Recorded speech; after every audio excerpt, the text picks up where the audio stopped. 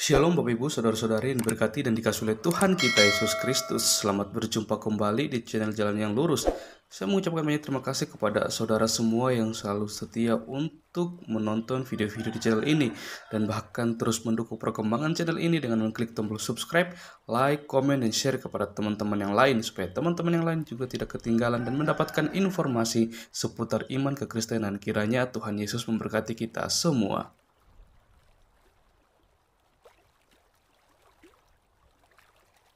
Oke, saudaraku yang diberkati dan dikasihi oleh Tuhan kita Yesus Kristus. Kita akan kembali lagi bersama-sama akan melihat serta menyaksikan bagaimana keberlangsungan suatu diskusi atau debat yang sangat menarik yang dimana di dalamnya pastinya ada Bro Edis TV yang akan melayani para teman-teman polemikus di mana mereka akan beradu argumentasi dengan data-data yang akan mereka bawakan yang pastinya setiap data bahkan argumentasi yang mereka bawakan itu harus bisa mereka pertanggungjawabkan, bahkan harus bisa dibuktikan kebenarannya. Karena memang kalau kita melihat ketika Bro Edis TV berhadapan dengan para polemikus atau orang-orang di luar kekristenan ketika mereka beradu argumentasi, pasti teman-teman polemikus ini kekurangan data atau kekurangan bahan seperti itu. Bahkan terkadang ketika Bang Edis melontarkan pertanyaan kepada mereka, mereka kelabakan atau kebingungan untuk menjawab pertanyaan dari Bang Edis itu sendiri. Hal ini berarti bahwa secara tidak langsung Bang Edis lebih memahami dan mengerti tentang ajaran mereka, tentang keyakinan mereka daripada teman-teman para polemikus ini. Karena apa ya? Karena memang benar mungkin kebanyakan teman-teman para polemikus ini mereka kurang mendalami tentang kitabnya atau ajarannya sehingga ketika berhadapan dengan Bro Edis mereka jadi panik, ketakutan, bahkan ada sampai menghujat seperti itu. Ya, tanpa berlama-lama, mari langsung saja kita simak videonya dan saya harap untuk kita bisa mengikuti video ini dari awal hingga akhir supaya kita tidak gagal paham, bahkan kita juga bisa mendapatkan suatu berkat melalui diskusi atau debat tersebut. Selamat menyaksikan, Tuhan Yesus memberkati. Menurut Al-Quran, orang-orang kafir seperti saya, orang-orang Yahudi dan Nasrani, mereka itu seburuk-buruknya ciptaan, betul nggak? Ya, karena karena ketika manusia Nggak ada karena di situ, nggak ada karena di situ. Mereka itu adalah seburuk-buruknya ciptaan, betul? betul Sedangkan yang terbaik adalah yang Muslim, betul? betul Jadi karena menurut kamu itu adalah kebenaran, maka kita uji kebenaran itu. Dalam tanda kutip, kebenaran itu harus kita uji, oke? Iya, sudah Oke. teruji, bukan Baik. kita uji, sudah teruji. Baik, oke. Kita dulu sebentar. Jangan ketakutan begitu. Mari kita uji kebenaran itu. Kebenaran dari masih saya kasih tanda kutip ya, karena ini kebenaran hasil klaimnya orang Islam. Gini Rizal. Sekarang Rizal, coba kau pandang sekelilingmu. Semua yang ada di sekelilingmu itu. Oke? Dari mulai jam, ya semen, tembok rumahmu itu, alat-alat bengkelmu itu, kemudian peralatan spare partmu itu, ya, mesin-mesin itu. Coba aku tanya dulu sama kamu. Ada nggak? Sebutkan satu aja produk yang di sekeliling rumahmu, HP yang kau lihat ini semua. Ada nggak di situ produknya orang Islam? Coba sebutin satu. Sebutin. Satu hasil karya orang Islam. Sebutin. Jangan disebutin satu. Ayo sebutin. Satu sebutin. Banyak sekali. Sebutin satu. Sebutin satu. Aksara yang digunakan oleh orang-orang kafir untuk menjadikan rumus-rumus.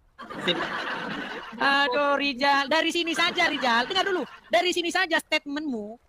Kebenaran yang hasil klaimmu yang mengatakan bahwa mereka seburuk-buruknya ciptaan, orang Islam lah umat yang paling baik, itu saja sudah bohong. Buktinya apa? Orang Islam nggak bisa bikin HP. Bahkan ini semua yang kau pakai dari ujung kepalamu sampai ujung kakimu nggak ada satupun produksinya orang Islam. Semua bikinan kafir, orang yang kalian anggap seburuk-buruknya ciptaan. Bahkan kalian tanpa malu-malunya kalian naik haji, naik pesawat bikinan kafir. Gimana Rizal kayak gitu kau masih percaya sama Quranmu Rizal? Kok nekat sekali kau percaya sama Quranmu? Harusnya kau bertanya kepada Allah. Ya Allah, mengapa orang yang kau sebut-sebut sebagai seburuk-buruknya ciptaan, mereka bikin pesawat ya Allah? Mereka bikin HP ya Allah? Bahkan jualan saya ini ya Allah, mesin-mesin spare part motor ini, semua bikinan mereka ya Allah. Sedangkan bikinan umat Islam hanyalah kencing unta ya Allah. Gimana kayak begini Rizal? Bagaimana kau masih bisa percaya bahwasanya mereka itu adalah umat yang seburuk-buruknya ciptaan, seburuk-buruknya makhluk? Bukan ke sana perginya itu, bukan ke sana larinya. Ketika Allah menyebutkan mereka adalah seburuk-buruk ciptaan, ingatlah, manusia itu adalah sebaik-baiknya ciptaan. Sekarang sebaik. Dengar dulu, apa yang... Aduh berat ini. Gara-gara Gara-gara mereka, aduh, kayaknya harus kita revisi nih ayat ini. Manusia itu dibekali oleh dua. Gimana kau Rijal? Kau jelaskan dulu itu Rijal. Dua senjata yang sangat dahsyat itu adalah nafsu dan pikiran. Ketika manusia itu bisa mengalahkan nafsu dan mendahulukan pikirannya, maka dia menjadi sebaik-baiknya ciptaan, bahkan mereka bisa melebihi mereka. Udah Rijal, cukup. Panas. Rijal, tahu nggak? Sebentar Rijal, dengar Rijal. Produksi. Aduh, si Rijal ini ngomong terus. Ketika dia dikalahkan oleh nafsu, maka dia derajatnya itu lebih rendah daripada hewan dan binatang. Kalian nggak ada. Rijal, dengarkan ya. Dengarkan Rijal. Dengarkan. Yang kalian produksi itu hanyalah tahayul. Apa yang kalian produksi? Saya kasih tahu nih. Yang kalian produksi, Pak Haji, dengan apa yang digini-ginikan itu apa namanya itu? Apa itu? Tasbih. Pak Haji dengan tasbihnya, dengan cambuk cemeti al-rasuli, mampu mengalahkan Mak Lampir. Hot! Mak Lampir kabur kalau ngelihat Pak Haji bawa apa namanya? Apa ini? Tasbih dan cemeti al-rasuli. Tapi sayang, tahayul. Dengar dulu sebentar. Musuh yang paling sulit dihadapi oleh Mak Lampir itu adalah Pak Haji dan Al-Quran. Itu produksi orang Islam, makanya saya bilang yang tahayul, yang hayalan. Terus film lagi di Antv, film misteri. Zaman dulu ada itu, zaman kita masih kecil di Antv, nonton misteri kan. Setan paling takut sama Al-Quran.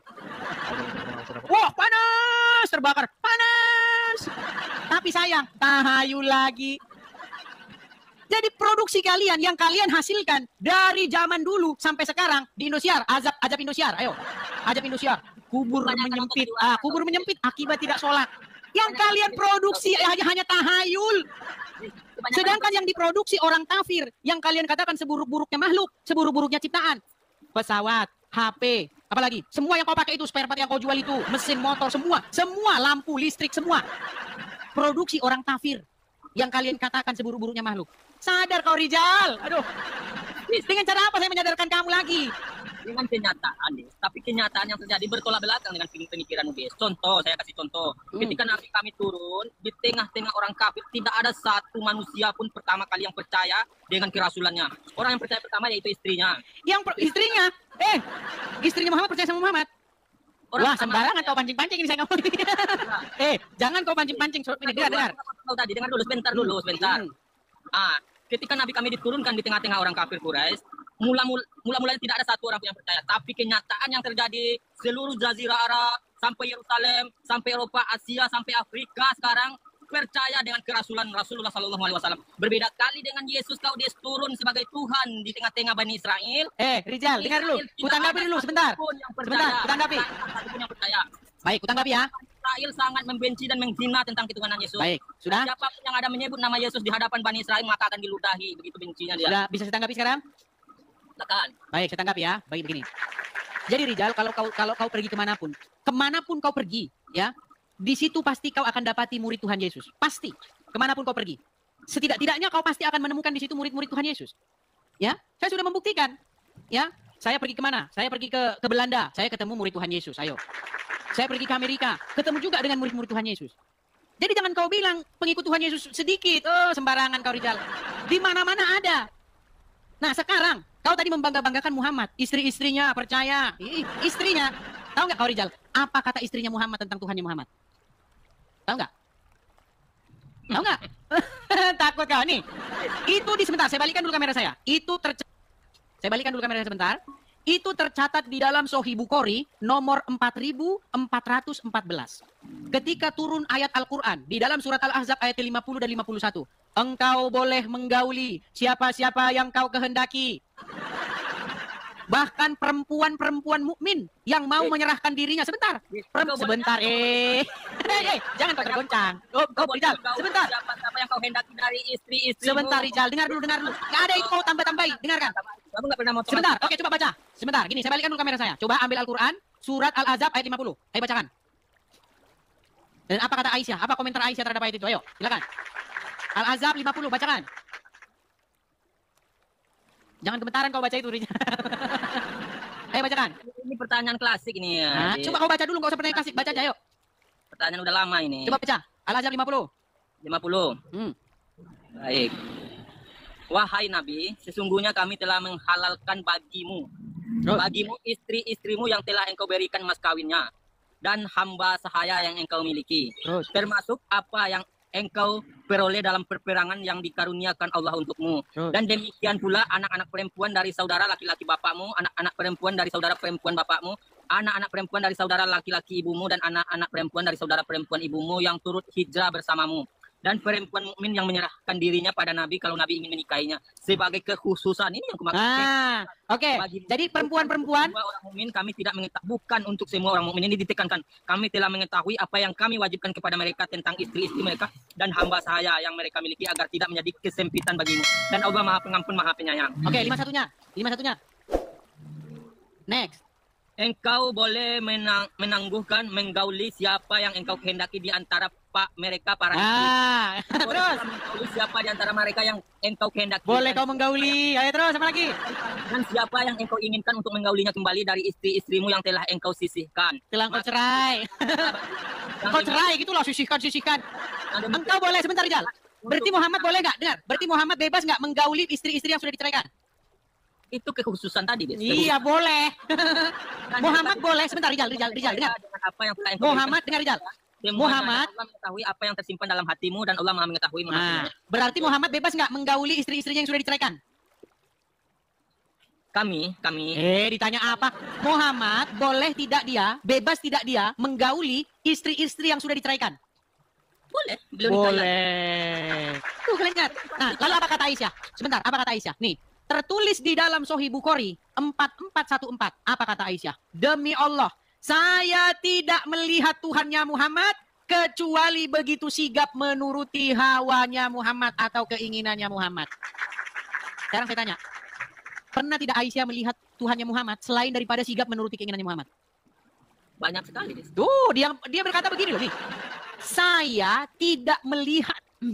Aduh, sampai saya keluar.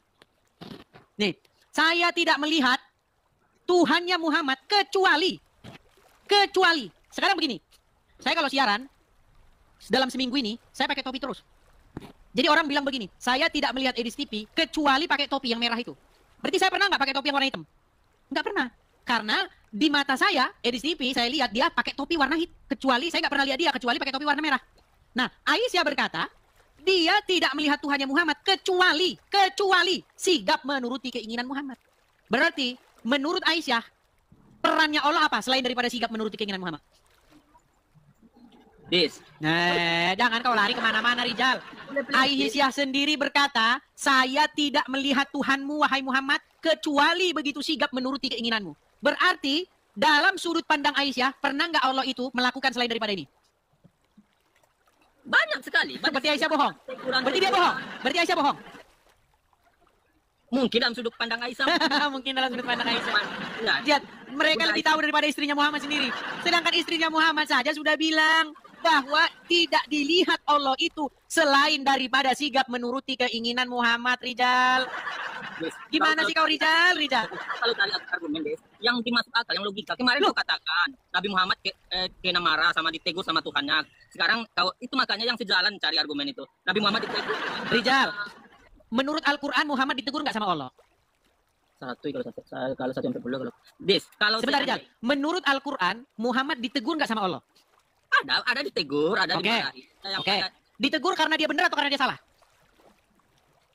Ditegur itu pasti karena kesalahan. Karena kesalahan. Oke. Menurut Al-Quran, sebentar, Rijal. Kau sudah mulai mau kena di sini. Dengar.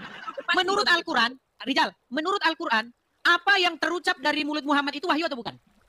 Wahyu. Oke. Apa yang terucap dari mulut Muhammad adalah wahyu. Itu premis pertama. Ya. Premis kedua, Muhammad ditegur atas apa yang diucapkannya, betul? Berarti secara logika, Tuhannya Muhammad menegur Muhammad atas wahyu yang diucapkannya, betul? Itu kebalik kau. Nyambung pikiranmu. Sudah aku bilang kalau kita ikutin logika mereka ini jungkir balik kita. Menurut Al-Qur'an, wa ma yantiqu anil hawa in huwa ila wahyu yuha. Tidaklah apa yang diucapkannya itu kecuali berdasarkan yang diwahyukan kepadanya. Menurut Quran yang sama, Muhammad ditegur atas apa yang diucapkannya. Ya ayyuhan nabi, wahai nabi, mengapa engkau haramkan apa yang dihalalkan Allah bagimu? Engkau hendak menyenangkan hati istri-istrimu. Jadi demi menyenangkan istri-istrinya, Muhammad mengharamkan yang halal. Dan dia ditegur sama Allah. Iya, Pertanyaannya, karena dia bagaimana mungkin Allah atas menegur atas sifat wahyu yang manusia. diucapkan Muhammad? Bukankah yang diucapkannya Muhammad itu adalah wahyu dari Allah? Bagaimana mungkin Allah menegur wahyu yang diucapkan Muhammad yang berasal dari Allah tersebut? Ini sama saja. Allah sedang menegur wahyu yang kemarin diwahyukan kepada Muhammad. Gimana Rijal? agar Sakit kepala aku ngomong sama kau Rijal, sakit. agar jangan melakukan kesalahan, agar jangan melakukan kesalahan. Maka Nabi kami itu ditegur agar jangan sampai salah. Begitu maksudnya, jangan sampai salah. Ucapannya dia wahyu nggak? Diluruskan dulu. Ucapannya Muhammad wahyu nggak? Seluruh ucapan Nabi Muhammad Kalau wahyu kenapa dia ditegur? Kalau saya jadi Muhammad, saya sudah ngomong begini, wahai Allah, bukankah yang kuucapkan itu adalah wahyu darimu? Mengapa kau menegur aku? Mengapa kau menegur aku? Sedangkan yang kuucapkan ini adalah wahyu darimu. Gimana? Pusing kepala aku Rijal. Mumet kepala aku Rijal, ketombean kalau ngomong sama kau Rijal. Gimana sih Rijal? ada satu pernyataan yang jelas-jelas kau langsung berubah 100% Dis. 180 derajat. Tadi kau katakan, Bunda Aisyah mengatakan tidak ada yang seluruh Allah mengikuti keinginan Nabi kami. Kemudian sebentar saja aku pancing kau langsung berubah 180 derajat. Saya kan ngikutin narasi kalian. Bukan mengikuti Memang narasi. kalau saya mengikuti narasi kalian, dengar dulu. Kau langsung Kalau berubah. saya ngikutin narasi kalian itu, memang narasi kalian itu semuanya saling cakar-cakaran. Contoh, Kau bantah semua. dengar dulu, dengar. Itu karena saya mengikuti narasi kalian, Rizal. Buktinya begini, Rizal. Gini, dengar ya. Menurut hadis, Muhammad mengatakan, janganlah kalian berdusta. Bahkan kalau berdusta dalam keadaan bercanda pun nggak boleh, kata Muhammad. Menurut hadis yang sama, Muhammad mengajari kalian boleh berdusta. Makanya aku bilang kalau ngikutin narasi kalian ini serba ada, macam tuh serba. Muhammad ngajarin boleh berdusta dalam 3 perkara ada. Muhammad melarang orang berdusta ada. Muhammad melarang makan babi ada. Tapi kalau kepepet boleh makan babi, ini jadi tuh serba. Jadi hadis kalian itu macam tuh serba, semua ada di situ. Makanya yang mana yang benar? Yang benar yang benar itu semuanya, yang nggak benar itu otakmu. Otak saya yang disalahkan. Berat, saudara-saudara. Dia hadisnya yang begitu yang disalahin kita. Gimana sih Rizal? Cara memahami kebenaran itu, otak kau tuh yang salah, keliru konslet otak kau tuh. Kau benturkan kepala kau ke dinding itu, Des. Mana tahu nanti konslet itu kembali normal lagi. Berat. Rizal, coba dengarkan dulu Rizal. Menurut Al-Quran, menurut hadis, boleh nggak menulis hadis? Boleh. Makanya saya bilang hadis kalian itu toko serba ada. Gini, di dalam hadis ada larangan. Barang siapa yang menulis dariku selain Al-Quran, hendaklah ia menghapusnya. Menurut hadis. Tapi di dalam hadis, tulislah apa yang kukatakan semua benar. Jadi kalau ngikutin narasi kalian ini, kepala saya pusing. Aduh, berat, saudara-saudara, berat. Anda pernah dengar nggak sejarah Nabi kami itu dalam menyiarkan Islam? Pernah Anda baca? Bagaimana Umar bin Khattab. Umar bin Khattab itu adalah orang-orang yang kuat di waktu itu di Mekah. Dia ingin membunuh Nabi kami. Ingin membunuh bahkan Tiba-tiba dia jadi pengikut Muhammad ya? dia dengar dulu, ntar dulu. Berarti ada sesuatu ini. Bahkan melebihi Dia ingin membunuh Muhammad. Tahu-tahu dia jadi pengikut Muhammad. Nah, jangan-jangan dia penyusup ini Rizal. Jangan-jangan dia penyusup ini Rizal. karena kenapa bisa berubah 180 derajat dari pertama ingin membunuh Nabi dan tidak ingin satu pun orang yang melukai Nabi, menjadi pagar daging bagi Nabi kami, pagar manusia bagi Nabi kami. Kenapa? Karena dia Oke, kutanya kau Rizal. Menurut Muhammad, setelah dia meninggal, siapa yang harus jadi khilafah? Abu Bakar. Udah. Kau nggak bisa. Inilah aku bilang. Gini loh. Kamu tahu nggak Ahlul Bait? Des, kau Nah, jadi kalau menurut orang Syiah, dengarkan Rizal. Menurut orang Syiah, sepeninggal Muhammad itu menunjuk Ali, menantunya Muhammad, sebagai penerus. kalau menurut orang Syiah ya benar. Menurut orang Syiah. Menurut orang Syiah, menurut kalian, menurut orang Syiah, Umar bin Khattab itu penjahat nggak? Kalau menurut orang Syiah ya penjahat. Nah, kau tahu nggak hadis? Kubacakan sama kamu hadis ya. Bagaimana Muhammad ketika dia sakit, ya, saya bacakan sama kamu hadisnya. Nih, saya bacakan sama kamu hadisnya.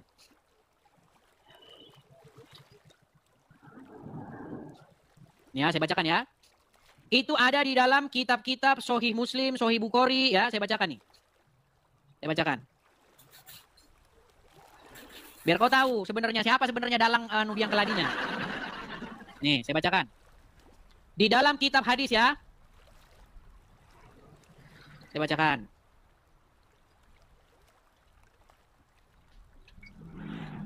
Nih. Pada suatu waktu Nabi Muhammad sedang sakit parah.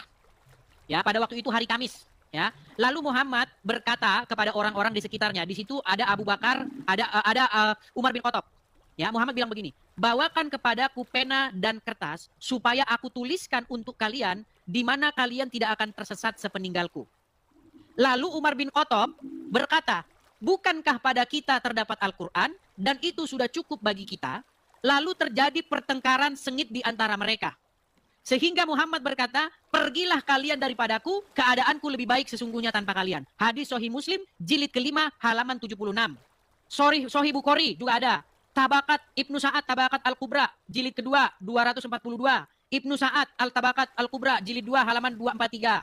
Ya, di sini dikatakan, hari itu adalah musibah yang sesungguh-sungguhnya musibah. Sekarang saya tanya sama kamu, kenapa Muhammad tidak jadi menuliskan wasiatnya? Siapa yang menghalang-halangi dia menulis wasiat? Belum kutemukan hadis. Belum kau temukan. Hadis Memang belum kau temukan, gimana? Yang ada hadis tentang Nabi kami itu. Coba, sekarang kau yang ketik di situ ya. Kau yang ketik di situ, Rizal. Nih, kau yang ketik di situ. Itu hadis buatan ACP itu dia. Habis buatan. Ini suka buat Sebentar. Saya suruh kau bukakan hadisnya ya. Enggak, biar kamu yang saya suruh bukakan hadisnya di situ. Kamu yang saya suruh bukakan hadisnya di situ. Dia enggak malu-malu dia merubah hadis, merubah terjemahan Al-Qur'an, enggak malu-malu dia. Gini, gimana kamu berani nggak membuka hadisnya? Nah? Nggak ada hadis itu, nggak ada. Nomor berapa? Kok nggak ada, dari mana kau bilang nggak ada? Jadi ada 2.000 orang sini. Saya pesan kepada kalian, orang-orang yang mau belajar itu, karena hidayah Allah itu datangnya kepada orang-orang yang dipilih Allah. Ingat, orang-orang yang dipilih Allah itu apa? Orang-orang yang berjuang dan berusaha untuk mencari kebenaran. Sebentar, Rizal. Kau suruh saja buka hadisnya di situ ya. Kau membuka sebentar. Kau berani nggak buka hadisnya di situ? Nggak berani nggak? Nggak, kau berani nggak buka hadisnya di situ? Berani nggak? Kitab-kitab kalian. Nggak berani dia. Coba, kau buka Sahih Bukhari. Nggak, sekarang berani nggak kau buka Sahih Bukhari? Sahih Bukhari, hadis nomor 114. Coba. Sahih Bukhari nomor 114. Sahih Bukhari nomor 114. Nah, Sahih Bukhari 3053, 3186, 4432, 5669, 7366. Banyak itu hadisnya. Satu aja dulu, satu aja. Oke, coba buka yang Sahih Bukhari 114. 114.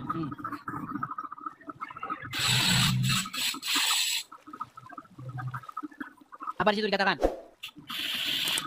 Ibnu Wahid telah menceritakan kepadaku, dia berkata, Yunus telah mengabarkanku dari Suhaib, dari Ubaidillah bin Abdullah, dari Ibnu Abbas, dia berkata, apa? Ketika Nabi Shallallahu Alaihi Wasallam bertambah untuk sakitnya, beliau bersabda, aku berikan aku surat biar aku tulis suatu untuk kalian sehingga kalian tidak akan sesat setelahku. Umar berkata, sesungguhnya Nabi Shallallahu Alaihi Wasallam semakin berat sakitnya dan di sisi kami ada kitabullah dan cukup buat kami. Kemudian orang-orang berselisih dan timbul suara gaduh, maka Nabi Shallallahu Alaihi Wasallam bersabda, pergilah kalian menjauh dari terjadi bener nggak hadisnya? Terjadi di hadapanku, maka Ibnu Abbas keluar seraya berkata, sungguh musibah, segala musibah adalah Salam kitab dengan catatan yang belum maksud untuk mereka. Terkaget-kaget dia. Wih, ternyata yang diomongin di TV benar. Jadi saya mengada-ngada Rizal. Sebentar, kau tadi fitnah saya, kau bilang hadisnya buatan saya. Iya, hadis buatan kamu itu yang hadisnya buatan saya, saudara-saudara. Berat, saudara-saudara. Coba, salah, Rizal. Bukan itu tadi, itu salah. Sebentar, dengar, Rizal. Ini dia. Muhammad kan mau meninggal. Jangan kau matikan kameramu. Baca ya. Bukhari ini hadis palsu itu. Oh, Muslim. Hadis palsu katanya. Hadis Bukhari nomor 114. Kitab ilmu. Nah, ini ya. Itu palsu itu link kalian itu. Telah menceritakan kepada kami, Adam berkata telah menceritakan kepada Ibah berkata telah menceritakan. Udahlah, tidurlah kau. Tar dulu. Aku harus konfirmasi dulu kebaca hadis palsu tadi yang kau maksud tadi. Menceritakan kepada kami intinya dari sini aku bermalam. Intinya apa? Udahlah. Kau pelajarilah dulu lah. Udah, kau nggak ada ilmu pun kau. Capek aja ngomong sama kami. Jadi hadis itu memang ada, teman-teman. Jadi Muhammad itu ketika dia hendak meninggal, dia itu minta supaya dibawakan kepada dia pena dan kertas. supaya ia ingin menulis sesuatu supaya nanti umat muslim tidak tersesat. Tidak jadi ditulis. Karena apa? Karena di situ terjadi gaduh. Nah, menurut orang-orang Syiah, Muhammad itu ingin menuliskan bahwa nanti sepeninggalku yang menjadi khilafah itu adalah menantunya, yaitu Ali bin Abi Thalib. Menurut orang Syiah, Umar bin Khattab menghalang-halangi penulisan itu dengan mengatakan Muhammad dikuasai oleh sakitnya. Sesungguhnya di sisi kita terdapat kitabullah dan itu sudah cukup bagi kita. Hadisnya ada, bukan nggak ada, aduh. Kau bilang saya ngarang-ngarang hadisnya. Terlalu kamu mengatakan saya mengarang-arang hadisnya. Jadi kepada kalian yang muslim-muslim, yang masih awam-awam, belajar dulu kalian. Jangan kalian ngomong aja terus besar, belum dipelajari. Belajar dulu, baca dulu. Itu bahkan sudah saya bikin bukunya itu. Ya, yang di dalam salah satu buku saya itu ada bab mengenai umat Islam, generasi terbaik umat Islam. Nah, karena di dalam hadis disebutkan bahwa generasi terbaik umat Islam itu adalah generasi para sahabat di zamannya Muhammad. Nah, saya benturkan hadis itu dengan peristiwa yang terjadi di saat Muhammad hendak meninggal. Bagaimana mungkin Muhammad yang kalian junjung tinggi, yang sedang sakit, lalu kalian bertengkar di hadapan orang yang sakit? Coba, apakah adab yang baik bertengkar di hadapan yang sakit? Kalau ada orang sakit, Anda mau bertengkar di hadapannya? Coba. Gimana? Aduh. Coba silakan. Si Zain, kita kasih naik si Zain ini. Silakan nyalakan kameramu, Zain. Apa kabarnya? Si monyet, apa kabarnya? Kameramu mana kameramu? Nyalakan kameramu. Nyet. Tar dulu gua masih di kamar, nyet. Lagi ngapainnya? Si onyet. Kejang dia. Ayo, silakan nyalakan kameramu, Zain. Saya dulu untung di luar negeri, Edis. Zain, silakan nyalakan kameramu. Edis onyet. Onyet. Gak ada jawaban kan? Gak ada jawabannya. Emang mana? Edis onyet. Bukan onyet. Jawaban tidak ada. Kupikir kau ngomong di kolom komentar naikin saya. Pikir saya kau mau kasih jawaban. Ternyata kau tantrum. Udah, kau tidur di bawah. Tidur. Udah kau ngetik-ngetik di bawah. Naikkan saya. Pikir saya, berarti ada jawaban ini. Ternyata akrobat. Aduh. Kita kasih naik Doni TL. Makasih topinya. Terima kasih teman-teman yang support lewat Git ya. Terima kasih teman-teman yang memberikan support lewat Git. Terima kasih. Teman-teman, sekali lagi teman-teman ya. Mari teman-teman kita wujudkan gerakan pendirian Rumah Apologet tahun 2025. Kepada teman-teman ya, terutama sobat-sobatku dalam Tuhan Yesus, teman-teman Kristen yang tergerak hatinya, makasih. Yang tergerak hatinya dan ingin berpartisipasi dalam hal pendirian Rumah Apologet, teman-teman bisa mampir ke beranda. Ya, teman-teman lihat di beranda saya ada deskripsinya. Silakan teman-teman klik yang di bagian kolektor ada tanda panah ke bawah. Klik aja link Saweria. Nanti teman-teman akan dibawa ke sebuah web Saweria yang di situ berisi nomor rekening dan banknya. Jadi teman-teman silakan langsung support di situ ya, di yang tertera di layar. Kalau teman-teman masih bingung, aduh saya nggak ngerti tuh Bang apa link Saweria apa ini. Teman-teman cepet-cepet tangkap layar ya, screenshot karena kita tidak bisa tampilkan lama-lama teman-teman. Pada teman-teman yang mau mensupport langsung, teman-teman bisa support di sini. Nah itu ya teman-teman ya, silakan teman-teman tangkap layar. Ya, karena kalau kita menampilkan ini lama-lama di TikTok akan di-ban teman-teman ya. Silakan screenshot, tangkap layarnya, teman-teman nanti bisa support di situ. Ingat ya teman-teman, kalau kita bersatu padu teman-teman, seperti yang saya bilang teman-teman, 10% saja dari follower saya teman-teman ya, followers kita ada, kalau kita di akun utama ada hampir 100.000, anggaplah 100.000 seperti itu. 10%-nya saja kalau mensupport teman-teman, sudah kita bisa mendirikan Rumah Apologet ya teman-teman ya, seperti itu. Oke, kita lanjutkan kembali karena kita tidak bisa tampilkan lama-lama. Kita tampilkan kembali background kita yang ini, kita kasih naik ada Rival. Ya, silakan Rival. Apakah Anda seorang muslim? Halo Rival. Halo. Ya, Muslim bro. Muslim lah. Oke, silakan bro. Sudah menyimak dari tadi atau bagaimana? Apa yang dibahas? Apa? Baru masuk ini, apa yang dibahas? Bisa pakai headset nggak? Soalnya saya nggak bisa ngelihat kamu. Saya cuma bisa ngelihat rambut kamu. Saya nggak bisa lihat. Ada headset? Nggak ada, Bang. Waduh. Ya sudah kalau gitu. Anda kena pelanggaran juga ini karena Anda merokok. Aduh, teman-teman, ada saja ya kelakuan pengikut Muhammad ini, teman-teman. Benar memang kata orang-orang itu ya. Walaupun mukanya muka kriminal, walaupun merokok, pemabuk, tapi kalau membela Muhammad mereka nomor 1, teman-teman. Betul. Memang ya. Sedangkan yang terpelajar, kebanyakan dari mereka sudah malas membahas Muhammad. Yang sangat girohnya ingin membela Muhammad ya orang-orang yang seperti tadi. Yang tukang merokok, ya kan? Yang tukang nongkrong di perampatan. Itu yang tuh, kalau itu langsung itu sigap mereka membela Muhammad. Walaupun nggak tahu apa yang lagi dibahas. Apa yang lagi dibahas nih, bro? Berat memang. Aduh. Ya, teman-teman ya, ada 6. Kita kasih naik, ini ada pencinta Rasulullah, tapi sayang ini pengikutnya baru cuma 1. Halo, pencinta Rasulullah. Halo. Itu bro, kau pengikutmu baru berapa? 1 ini gimana, bro? Kau naik-naik ke sini, bro. Alah, bacot lu, Dis. Ngemis aja. Bukan bacot, pengikutmu baru 1 orang. Udah dapat berapa ribu, Dis? Kau bikin TikTok, followermu 1. Gimana kau mau diskusi dengan saya? Malu gue kalau debat sama orang kayak lu. Malu? Ya sudah, kalau malu kau turunkan dulu. Kau malu kan? Ya udah, kalau malu kau turun dulu. Iya, teman-teman yang mau naik, janganlah kalian bikin akun baru kemarin sore, followernya 1 orang, itu pun istrimu kau suruh follow. Boleh saya. Kau mau naik ke sini, pakai akun yang asli. Ya. Aduh, berat saudara-saudara.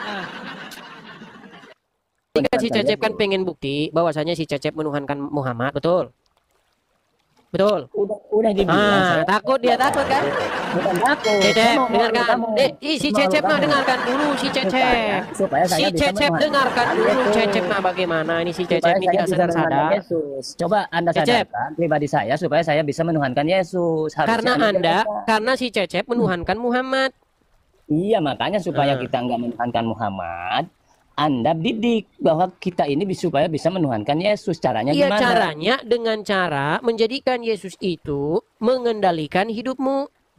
Bagaimana caranya supaya Yesus mengendalikan hidupmu? Caranya dengan melakukan apapun yang diperintahkan dia. Apa yang diperintahkan dia? Tertulis di dalam Injil. Ya makanya jelasin sama kita supaya kita diinjili sama Anda. Ada berapa aja? Yang banyak. Harus kita ikuti. Dibaptis, ya kan?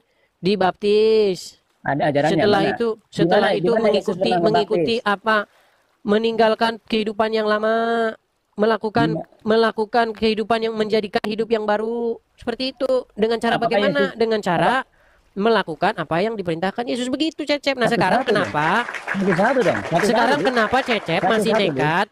Kenapa sekarang si Cecep masih nekat, tidak sadar bahwa si Cecep menuhankan Muhammad? Kapan Yesus dibaptis atau kapan Yesus membaptis? Coba. Dah, si Cecep juga tidak akan berhenti menuhankan Muhammad si Cecep, karena si Cecep mah tidak tahu apa itu menuhankan. Dah, tidur dulu si Cecep mah. Si Cecep ditanya menuhankan, bingung si Cecep. Disuruh ditanya menuhankan, tidak tahu menuhankan. Gitu si Cecep. Mas Dwi, Muslim bang? Muslim. Apa itu menuhankan bang? Ya dengan keyakinan lah. Tapi Nabi Muhammad itu bukan. Kan mereka ini nggak tahu menuhankan itu apa. Apa itu menuhankan bang? Dengan keyakinan. Aduh, udah tidur bang, tidur. Menuhankan saja tidak tahu. Ditanya apa itu menuhankan? Dengan keyakinan. Aduh.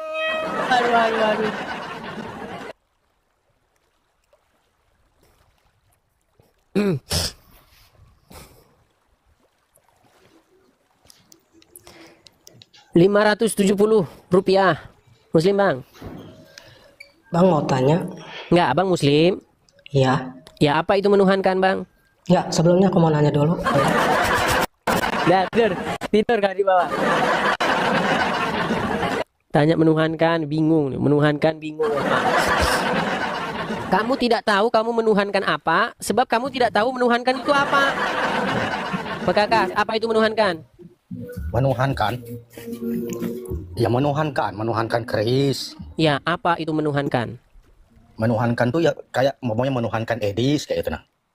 Iya, menuhankan itu apa? Bingung. Contoh gini nih. Contoh gini nih, di Quran itu ada menuhankan hawa nafsunya. Nah, saya tanya, orang yang menuhankan hawa nafsunya itu berbuat apa kepada hawa nafsunya? Ya itu aja tadi, pokoknya menuhankan Edis. Iya, menuhankan itu perbuatan seperti apa? Ya itu menyembah Edis. Iya, seperti Kayak apa itu contohnya? Edis. Ya kayak menuhankan Edis lah.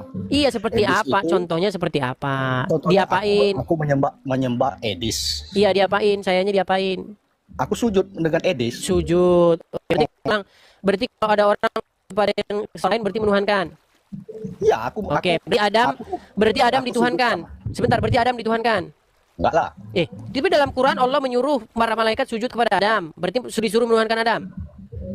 Menghormati kali itu. Nah, udah kau tidur kau di bawah. Botol setengah mati kau. Menuhankan itu apa? Sujud. Allah menyuruh malaikat sujud kepada Adam, berarti suruh menuhankan. Botol.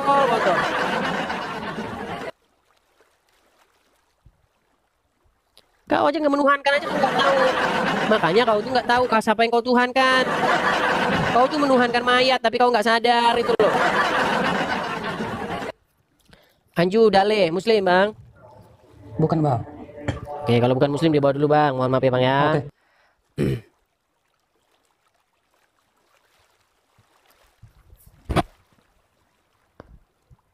Abdul Qadir, Muslim bang?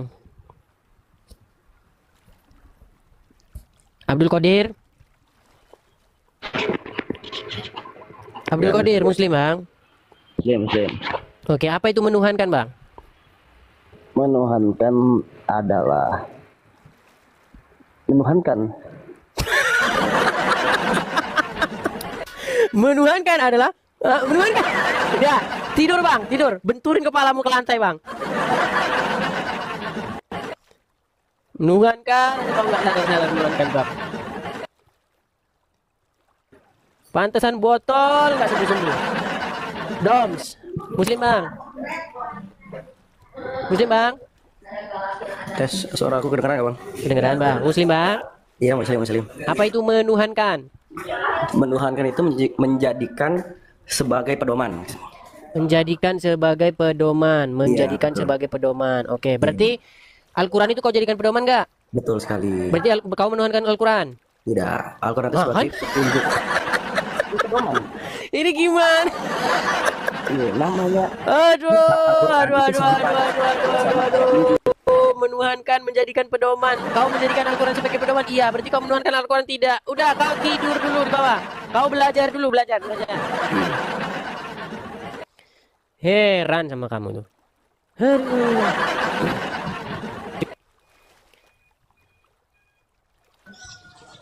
Cecep, apa itu menuhankan Cecep? Apa itu menuhankan Cecep? Halo? Saya pengen bisa menuhankan Yesus, Dis. Gimana ya, caranya? Apa itu menuhankan Cecep? Yesus, Dis. Saya beri. Tidur kau Cecep, tidur. Ditanya menuhankan, bingung setengah mati, nggak tahu menuhankan itu apa. Aduh. Teteng balap. Heran loh saya, heran. Disuruh menuhankan, tapi menuhankan nggak tahu apa. Gimana sih? Yes. Pekakas, apa itu menuhankan? Ya kan seperti aku bilang tadi. Apa? Umpamanya Edis aku jadikan Tuhan. Gitu. Ya, diapain itu berarti? Aku sembah lah Edis. Iya, diapain? Sembah itu diapain? Aku cium-cium gitu nah. Cium-cium. Oke, berarti kalau orang menuhankan hawa nafsunya gimana? Itu bukan, kalau nafsu bukan dituhankan. Kan ada ini di dalam Quran yang mengatakan, pernahkah kau melihat orang-orang yang menjadikan hawa nafsunya sebagai Tuhannya? Berarti kalau orang yang menuhankan hawa nafsunya mencium-cium hawa nafsunya itu? Mana buktinya? Datanya mana? Lihat dulu. Oh, ada Quran nggak di situ? Aku nggak ada, aku lagi di luar. Nah, tidur kau. Quran aja kau nggak mau bawa.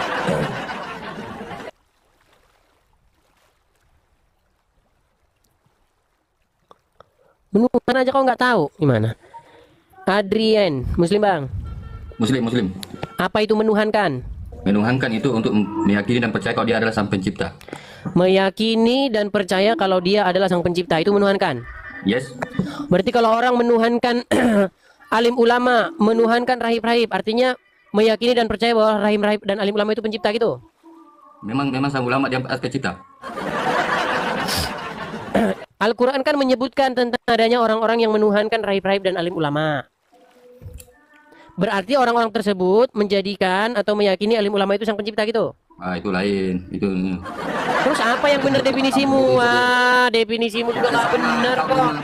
Udah kau tidur di bawah kau, tidur. Kau menuhankan aja kau nggak tahu. Ada aja kamu. Kalau orang menuhankan keris, apa percaya bahwa keris itu pencipta langit dan bumi?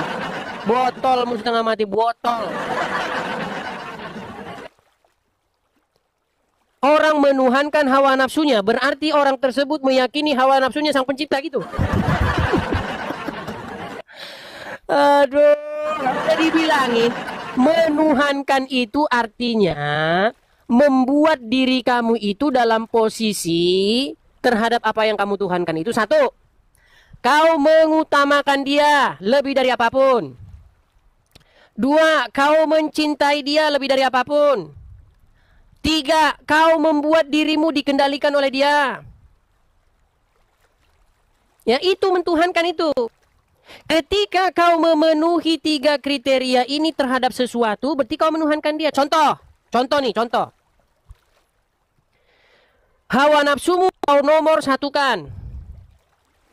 Hawa nafsumu lebih kau pentingkan daripada apapun. Dan kau membuat dirimu dikendalikan oleh hawa nafsumu, berarti kau sudah menuhankan hawa nafsumu.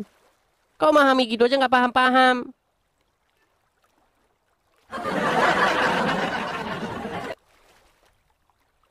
Belajar dulu, belajar.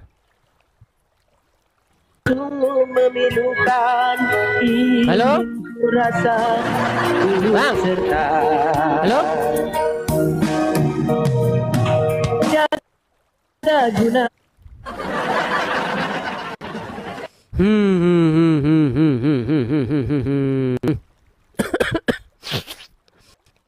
Sulit ini saudara, sulit.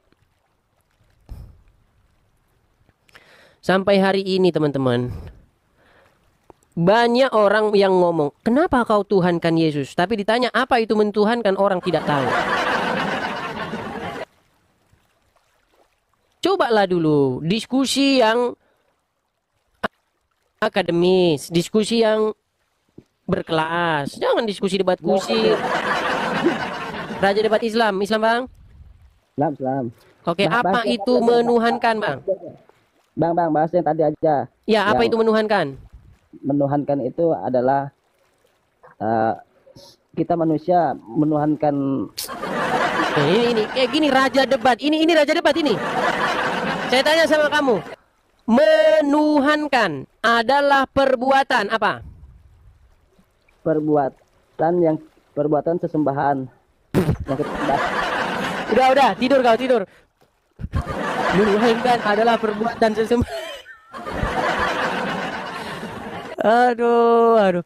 Kurang-kurangin lah benturin kepala kamu ke aspal biar kamu tuh nggak bengak, belajar dulu. Raja debat, kau bilang raja debat kayak gitu.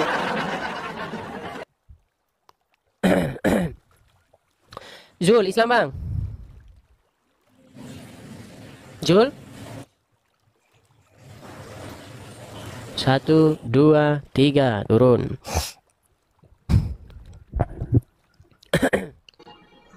Ikhlas, Muslim bang? Halo. Islam bang? Saya tidak beragama. Tidak beragama. Di KTP apa bang? Di KTP. Bentar saya lihat dulu.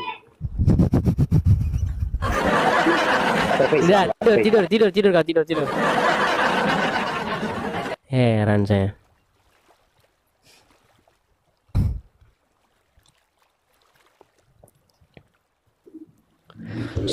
Dilson Muslim bang? Muslim atau Islam? Iya, apa? Muslim atau Islam maksudnya? Iya, Anda agama apa? Islam atau bukan? Saya kepercayaan. Kepercayaan. Di KTP tertulis apa?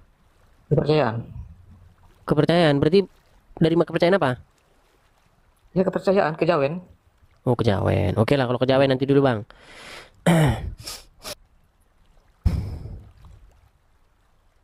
Naik lagi si Raja Debat. Raja Debat, kamu itu gimana sih? Kamu ditanya menuhankan aja kamu nggak tahu. Gimana kamu harus jadi Raja Debat Islam kamu itu? Coba apa sih menuhankan itu apa coba? Nggak, saya tanya dulu sama kamu, apa itu menuhankan? Menuhankan itu adalah perilaku kita menyembah kepada yang kita percayai. Iya, perbuatannya seperti apa itu? Sehingga disebut menuhankan. Dia perbuatannya jelas baik, perbuatannya menjadikan contoh dan lain-lain. Itu baik menjadikan contoh maksudnya gimana? Perbuatannya kan. Pantes 350 tahun Belanda menjajah. Kayak gini kualitasnya. Aduh. Udah kamu tidur di bawah. Heran saya sama. Aduh. Temukanlah kiranya aku dengan mereka ini yang waras. Ilham, Islam ya, kamu Islam ya. Ilham. Edis. Ilham, kau disapa, kau ini macam apa? Kau Islam kan? Edis pengikut Paulus apa pengikut Kristus, Edis? Ilham, apa itu menuhankan? Bagi saya jawaban kamu tuh seperti debu yang terbang di mata saya. Tidak dijawab. Oke, tanya dua kali lagi. Ilham, apa itu menuhankan? Itu gampang. Yang sulit itu memprediksi kapan kamu kick saya. Yang kedua sekarang. Ini terakhir, kalau nggak dijawab juga kita tidur. Memprediksi kapan kamu kick saya. Apa itu menuhankan? Ustadz Ilham, saya sudah kehabisan argumen. Itu yang sulit. Kau tidur. Ditanya apa itu menuhankan, kau muter sana kemari. Muter. Heran saya itu. Pantas kamu nggak sadar kamu menuhanin mayat. Ilham. Ya, selamat siang, Edis. Bala bau jakit Muslim, Bang. Kristen, Bang. Kristen. Mohon maaf, Bang ya, kalau Kristen kuturunkan dulu, Bang. Mohon maaf, Bang.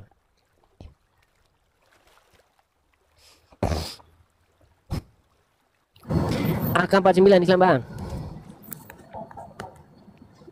AK-49 Islam, Bang. Selamat siang. Islam, Bang. Halo? Ya. Masih naik lagi sih, Ilham. Pokoknya 2 kali aja kita tanya. Kalau nggak jawab kita turunin. Ilham, apa itu menuhankan? Menuhankan meletakkan otoritas tertinggi pada ketaatan atas ilah.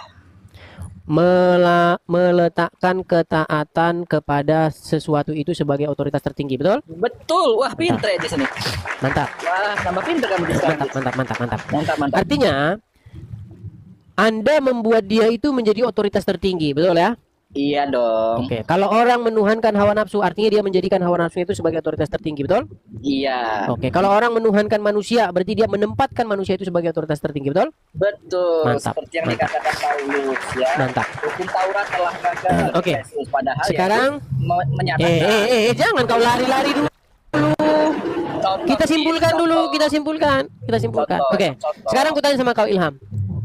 Apakah kau tidak membuat Muhammad itu sebagai seseorang yang kepadanya kamu meletakkan ketaatan sebagai otoritas tertinggi? Iya, contohnya di Matius 5:18. Berikan contoh kok. Hai Anda. Kutanyakan sama kamu satu kali lagi. Saya dong, jangan apakah kamu tidak memberikan ketaatan penuh kepada Muhammad sebagai otoritas yang tertinggi? Tidak dong. Tidak. Kita tes ya. Kita tes. Baik. Kita tes. Saya taati. Sebentar. Sebagai Rasulullah. Sebentar.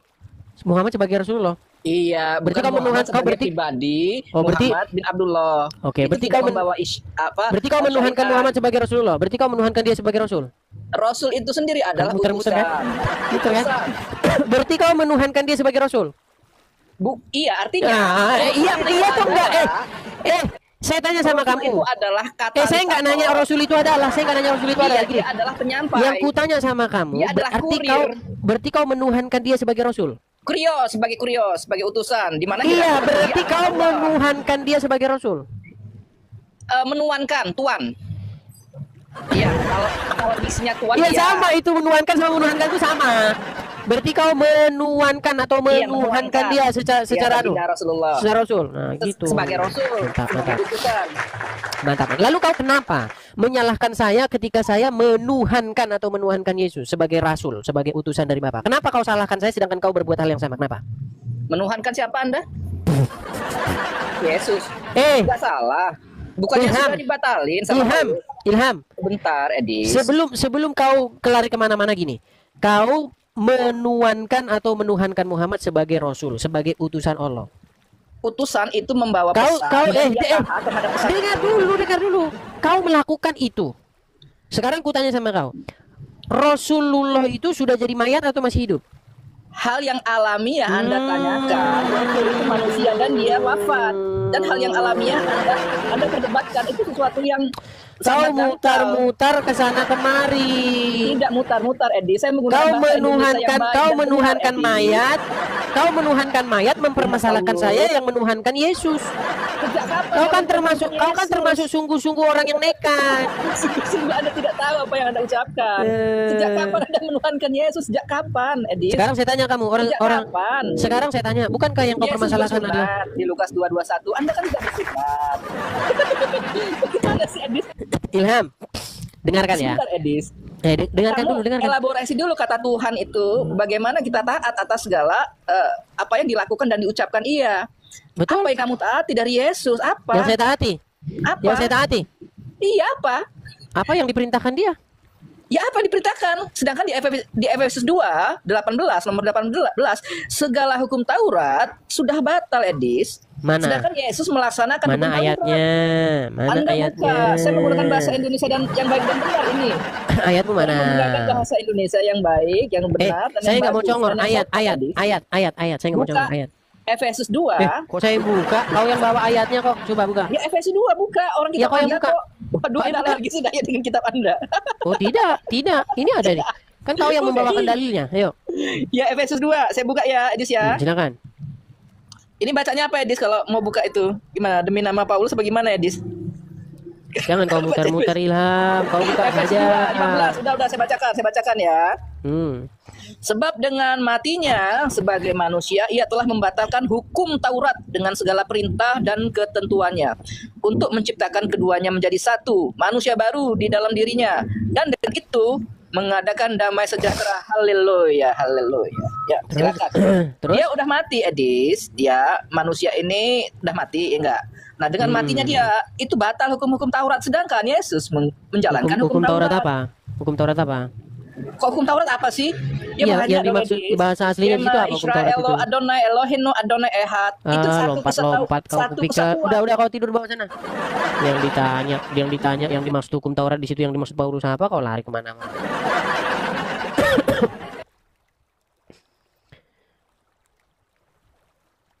Yang ditanya apa? Yang dijawab apa?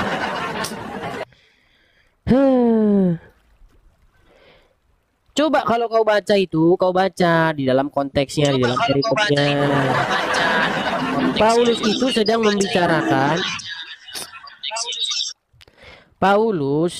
membicarakan bagaimana orang-orang Yahudi dan orang-orang keluar Yahudi tidak ada lagi pembatas, tidak ada lagi pembeda. Zaman dulu beda. Sebelum Yesus datang,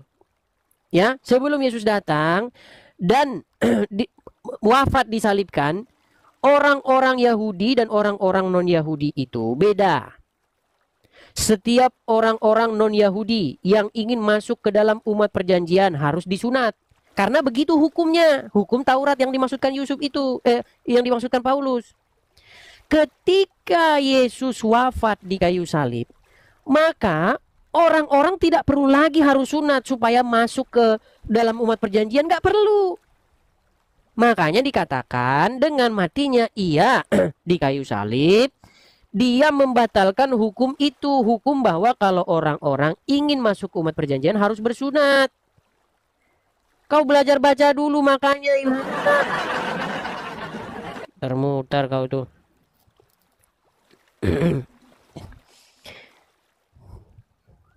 Aljabar, apa itu menuhankan? Tunggu dulu. Kalau udah Aljabar, kita lagi diskusi nih. Apa itu menuhankan? Oke, menuhankan itu kan menuhankan itu mengutamakan atas segala-galanya. Mengutamakan atas segala-galanya. Berarti kalau orang menuhankan hawa nafsunya, berarti dia mengutamakan hawa nafsunya itu di atas segala-galanya. Iya, mengutamakan hawa Kalau nafsunya. orang Jadi, kita dua arah ya? menuhankan Sebentar. Kalau Sabar orang dulu. Kita menuhan, dua arah iya tidak? dua arah. Kalau orang menuhankan, Jangan kalau dikik ya. orang Jangan dikik ya. kalau orang menuhankan rahib-rahib, artinya dia mengutamakan rahib-rahib itu di atas segalanya, betul? Iya. Oke. Sekarang kau mengutamakan nggak Muhammad itu lebih dari apapun yang ada di dunia ini? Oh, tidak boleh. Allah yang diutamakan dulu. Oh, iya. Jangan kau bohong. Waduh. Kau harus lebih Mana mengutamakan ayatnya? Allah dan Rasulnya. Iya, siapa Bukan duluan? Allah Siapa saja, duluan? Allah kan? jangan lari. Iya, Allah duluan kan. Allah dan Waduh. Rasulnya. Allah dan Rasulnya. Nah, gini Edis. Allah dan Rasulnya, Allah makanya duluan gambarnya kan? kayak gini Allah nih, dan kayak ini. Rasulnya kan? Ini makanya gambarnya kayak gini, dengar. Ini makanya gambarnya begini. Makanya nggak pernah Allah sendirian, Allah dan Rasulnya. Tuh. Ya Allah Lihat duluan tuh. kan? Allah dan Rasulnya, Allah dan Rasulnya, Allah. Jangan kau bilang Allah aja, kau kafir kau nanti. Sekarang kutanya sama kamu. Dengar. Sekarang kutanya sama kamu. Dengar. Bolehkah mencintai Allah saja tidak mencintai Muhammad? Bolehkah mencintai Allah? Pura-pura peyang kan? Pura-pura peyang kan? Dengarkan satu kali lagi. Dengarkan. Aljabar, dengarkan. Bolehkah kau mencintai Allah saja, tidak usah mencintai Muhammad? Nah, harus dua-dua dong. Tapi Allah diutamakan. Dengarkan. Tenang dulu. Boleh Bisa jelaskan, tidak? Dengarkan. Boleh tidak Susah kau ini. mencintai Allah saja, tak usah kau mencintai Rasulnya, boleh nggak? Ya, atas dasar apa? Atas dasar Satu kali lagi, kalau nggak kau kuturunkan. Ah, gini. Boleh, Nah, kau berbelit, dengarkan. Ini saya jelaskan. Bolehkah? Saya menjelaskan. Kau jawab dulu baru jelaskan. Bolehkah seseorang Muslim mencintai Allah saja, tak perlu mencintai Muhammad? Boleh nggak? Oke, saya jelaskan ya. Muter kau, muter. Enggak, kau di bawah, muter kau. Ya, boleh nggak kalau kau muter aja? Kau jangan bohong sama saya.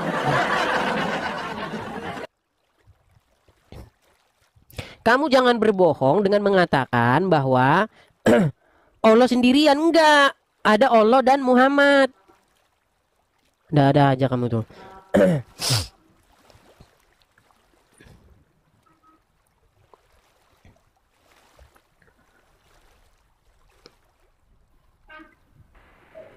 Raja debat. Bolehkah mencintai Allah saja, tidak mencintai Muhammad? Boleh nggak? Hei. Udah tidur ya? Ya, itu dia saudaraku, kita bersama-sama telah melihat serta menyaksikan bagaimana keberlangsungan suatu diskusi yang sangat menarik. Lagi-lagi Bang Edis sangat luar biasa dipakai Tuhan sehingga dia bisa menyampaikan kebenaran itu kepada teman-teman para polemikus. Walaupun teman-teman para polemikus ini sebagian tidak menerima tentang fakta yang dibukakan oleh Edis TV, tapi itu tidak menjadi masalah. Yang penting tugas dari Bang Edis TV telah selesai untuk memberitakan suatu kebenaran kepada mereka supaya mereka sendiri yang bisa berpikir bahkan memberikan penilaian terhadap setiap fakta, data dan argumentasi yang dibawakan oleh Bang Edis TV. Dan kita berdoa supaya firman yang disampaikan oleh Bang Edis TV itu juga boleh tertanam di dalam hati para teman-teman para polemikus ini, supaya mereka sendiri boleh berjumpa secara pribadi dengan pribadi Yesus, sehingga mereka boleh menerima anugerah keselamatan ketika mereka percaya kepada Tuhan Yesus sebagai satu-satunya Tuhan dan Juru Selamat dalam kehidupan mereka. Ya, kalau saya melihat dan mengikuti Bang Edis ini, dia merupakan seorang apologet Kristen yang sangat luar biasa. Dan dia juga merupakan seorang apologet Kristen yang sangat memahami tentang ajaran dari teman-teman para polemikus seperti itu. Sehingga hal ini membuat dia merasa bahwa ini penting untuk dibukakan supaya mereka bisa mengerti, mereka juga bisa memiliki pemahaman tentang apa yang mereka imani dan apa yang mereka yakini seperti itu. Memang kalau kita mengikuti diskusi atau debat Bang Edis TV ini, kita akan mendapatkan suatu pembelajaran baru, apalagi kita sebagai kaum awam seperti itu ya. Ketika kita mendengarkan pemaparan dari Bang Edis TV, saya juga merasa bahwa ada hal-hal baru yang saya dapatkan melalui diskusi dari Bang Edis TV ini sendiri seperti itu. Dan hal itu membuat iman saya semakin lagi lebih bertumbuh di dalam Yesus Kristus seperti itu. Ya, oke, baik teman-teman yang dikasihi dan diberkati oleh Tuhan kita Yesus Kristus. Ada satu bagian firman Tuhan yang ini juga merupakan firman yang sangat memberkati saya, di mana firman tersebut terdapat di dalam Roma 1 ayat 16 sampai ayat yang ke-17, di mana Lembaga Alkitab memberikan satu tema, yaitu Injil itu kekuatan Allah. Ayat yang ke-16 berkata demikian, sebab aku mempunyai keyakinan yang kokoh dalam Injil, karena Injil adalah kekuatan Allah yang menyelamatkan setiap orang yang percaya, pertama-tama orang Yahudi tetapi juga orang Yunani, sebab di dalamnya nyata kebenaran Allah yang bertolak dari iman dan memimpin kepada iman, seperti ada tertulis, orang benar akan hidup oleh iman. Saudara gue ini berkati oleh Tuhan kita Yesus Kristus.